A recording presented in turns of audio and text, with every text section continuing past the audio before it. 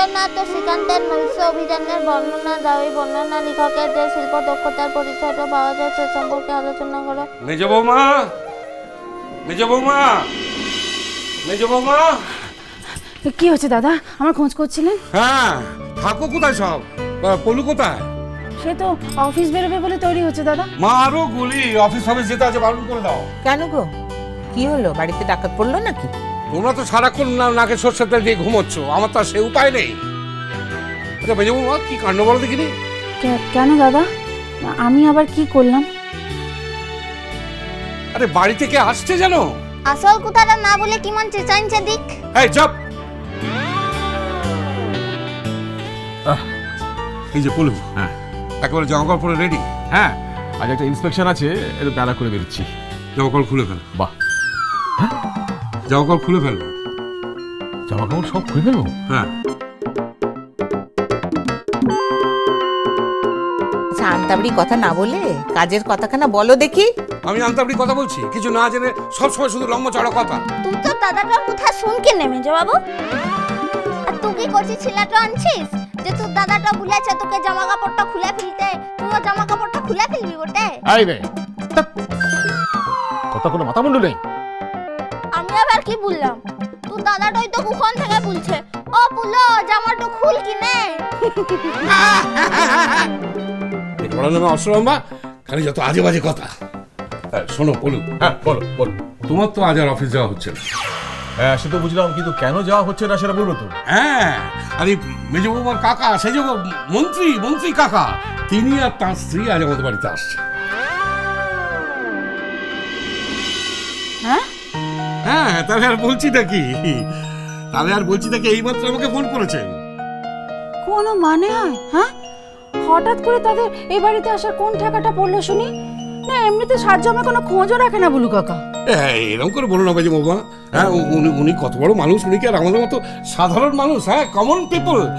কত দায়িত্ব, দেশের কাজ করতে হয় কত, তাও যে মনে করে লৌকিকতা রক্ষা করতে আসছেন, এই না কত। লৌকিকতা করতে আসছেন মানে নিশ্চয়ই কোনো ব্যাপার আছে। হ্যাঁ, ওনার ছেলের বিয়ে যে। হ্যাঁ হ্যাঁ, শুনছিলাম বটে মায়ের কাছে। ওই মায়ের বাড়িতে নেমন্তন্ন করতে গিয়েছিল, তখন বলে এসেছিল যে ওই রন্টুর বিয়েতে আমাদের বাড়িতেও নাকি আসবে নেমন্তন্ন করতে। সেও তো প্রায় 7-8 দিন আগেকার কথা। আর সত্যি কথা বলতে কি, আমি না কথাটা তখন অত ধরিনি। ও সব বড় বড় মানুষ, বড় বড় ব্যাপার। আর আমার বাবার তো নিজের ভাইও নয়, খুড়তো ভাই। কি জানি কথার কথা বলেছে হয়তো। তোমার সত্যি সত্যি যে এসে হাজির হবে তা তো বুঝিনি বাপু। হ্যাঁ গো, তা কি বললেন বলো তো ঠিক করে শুনি। ওই তো বললেন উনি আর ওনার স্ত্রী ছেলের বিয়ের নেমন্তন্ন পত্র নিয়ে আমাদের বাড়িতে আসছেন। এখন আছেন পার্ক সার্কাসে, ওখান থেকে ইন্টারলি যাবেন, তারপরে আমাদের বাড়িতে আসবেন। কিন্তু দাদা, আজকে আমাকে অফিস থেকে একটা ইন্সপেকশনে যেতে হবে, না গেলে খুব ক্ষতি হয়ে যাবে। কি যে বলো না পলু, একজন মানি মানুষ বাড়িতে আসছেন, হ্যাঁ তাকে একটু যত্নাতি করতে হবে না? যাও যাও যাও, দেরি করো না, আমাদের দুজনকে এখন দুদিকে বেরিয়ে পড়তে হবে। দুজনকে দুদিকে বেরিয়ে পড়তে হবে? কেন? কি মুশকিল, যিনি আসছেন তিনি তোমার খুড়শ্বশুর, তারপরে মন্ত্রী, বুঝতে পারছো? দুপুরবেলা আসছেন, তাদের একটু খাওয়া দাওয়ার ব্যবস্থা করতে হবে না? কিন্তু দাদা, মানে আজকে বাড়িতে যা রান্না হয়েছে, ওই কাটা পোনার ঝোল, ডাল, তরকারি আর আমের টক, ওই দিয়ে কি বাইরের কাউকে খেতে দেওয়া যায় বলুন? না না না, তাই আবার কখনো যায় নাকি? তা হ্যাঁ গো, মাংস আনবে নাকি একটু? এই তো দেরি হয়ে গেছে ঠিকই, তো প্রেসার কুকারে দিয়ে 2-3টে সিটি দিলেই তো হয়ে যাবে। দিদি ভাই, একটা কথা বলি, অত কিছু ব্যবস্থা করার দরকার নেই। বুলু কাকু আর রানু কাকিমা অত কিছু খাবেও না। বুলু কাকু তো বোধহয় ভাত খাওয়া ছেড়েই দিয়েছে বহু বছর, এই সুগার টুগার বোধহয় ধরা পড়েছে। এদের সুগার হবে না তো কাদের সুগার হবে মেজ বৌমা? কত টেনশন দেখো, তারপর বয়সও তো হচ্ছে। কিন্তু তাই বলে ভাত খাই না বা ভাত খাবো না বললে তো হবে না। আমরা তো এই ভর দুপুরে তাদের না খাইয়ে চলে যেতে দিতে পারি না। তাও কত ভদ্রতা বোধ দেখো। হ্যাঁ, আমাকে নিজে ফোন করেছেন। আপনি থামুন দাদা, সব আমার জানা আছে। কেন, এই যে অর্চির বিয়ের সময় ছোট ঠাকুরপো গিয়েছিল না নেমন্তন্ন করতে, তো তখন তো একবার আসেনি। উনি কত ব্যস্ত মানুষ, ওনাদের সব ব্যাপারে আগে থেকে শিডিউল করা থাকে। তুমি তো অন্য 5 জনের মতো ওনাদের কাছে প্রত্যাশা করতে পারো না। যাক যাক, এত কথা বলে সময় নষ্ট করো না তো। মাংস আনতে হলে আনো, তো কুটে বেছে করতেও তো একটু সময় লাগবে নাকি? সেই তো ওরা তো এসে আবার বেশিক্ষণ বসবেন না। তাহলে কি কি করা যায় বলো? আমি বলছিলাম কি দাদা, মিষ্টি আনলে হয় না? মানে 1 প্লেট মিষ্টি সাজিয়ে তার সঙ্গে ওই চা শরবত এগুলো দিলেই তো হয়ে যায়। না না মেজো বৌমা, এই কি বলছো? কুটুম মানুষ বলে কথা, তাকে শুধু মিষ্টি খাইয়ে বিদায় করবে তা বলে তো হয় না। না না, তাছাড়া বছরে 9 বছরে এদের একবার আসা, আবার কবে আসবেন, আদৌ আসবেন কিনা তা কে বলতে পারে বলো? আর কি তোমরা যাও না, বাবুকে কি আনবে তাড়াতাড়ি আনো গে।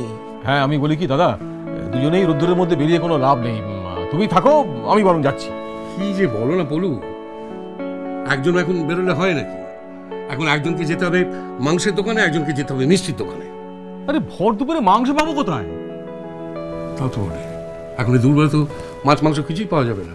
তাহলে ও বাবা, তাহলে উপায়?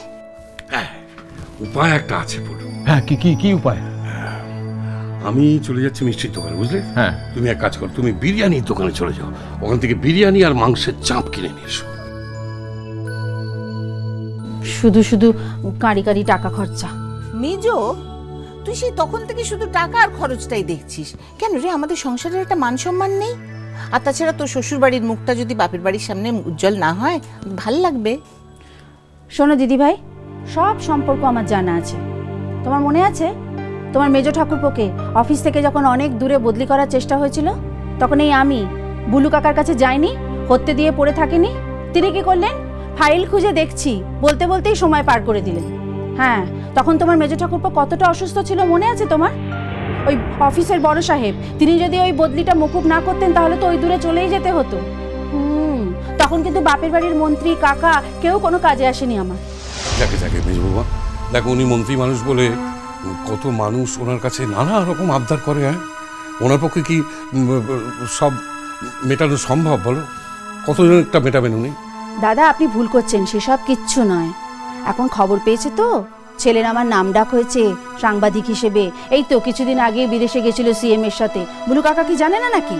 ওই জন্যই বাড়ি বয়ে এসে নেমন্তন্ন করার এত ধুম।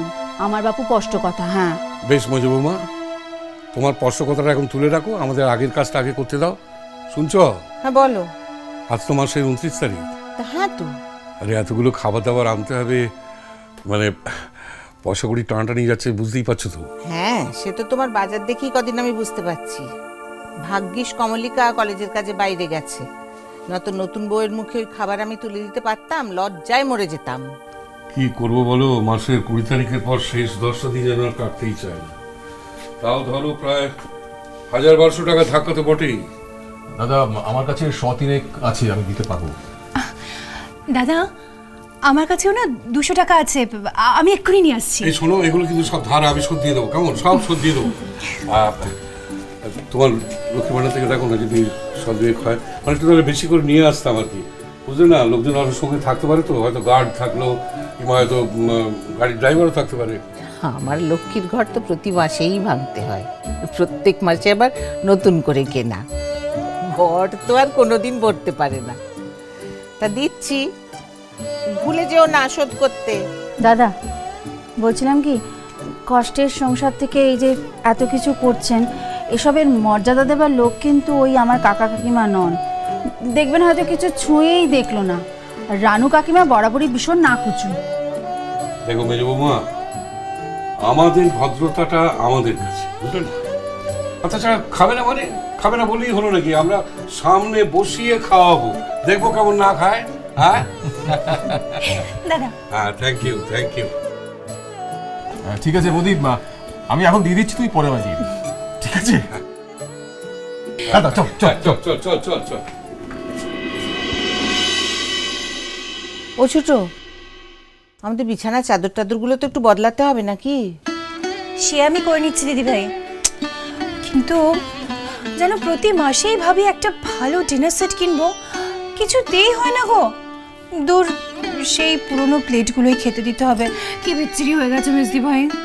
থাম তো ছোট, আমাদের যা আছে তাই নিয়ে হবে, অত বাড়াবাড়ি করার কোনো দরকার নেই। একটা কথা মনে রাখবি, এই কাকা কিন্তু আমার বাবার কাছে মানুষ হয়েছিল, কিন্তু আমার বাবার একটা খোঁজও এখন রাখে না। যাক যাক, ওসব ছাড় তো, চল কাপড়টা বদলে নিয়ে যাই, বাড়িতে আমরা যেভাবে থাকি সব। মেজমা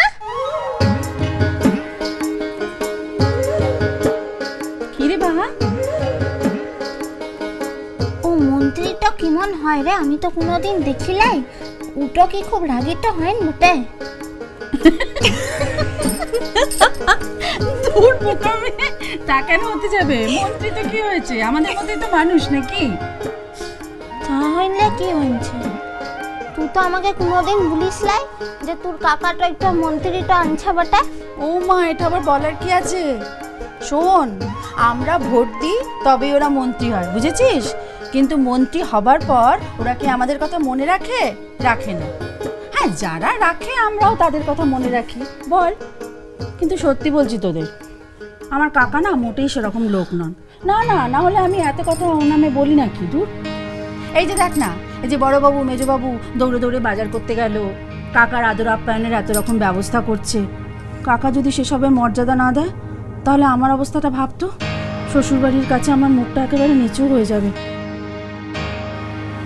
যাকে কি আর করা যাবে। ও বাবা, বাহা জানা মা, বসার ঘরটা একটু পরিষ্কার করে দে। যা, আমরা কাপড়খানা বদল করে আসি। হ্যাঁ দিদি ভাই। ঠিক আছে, তোরা যা কিনা, আমি কুড়ে দিচ্ছি। হ্যাঁ আসছি দিদি ভাই। আয় রে ছোট, চলো চলো।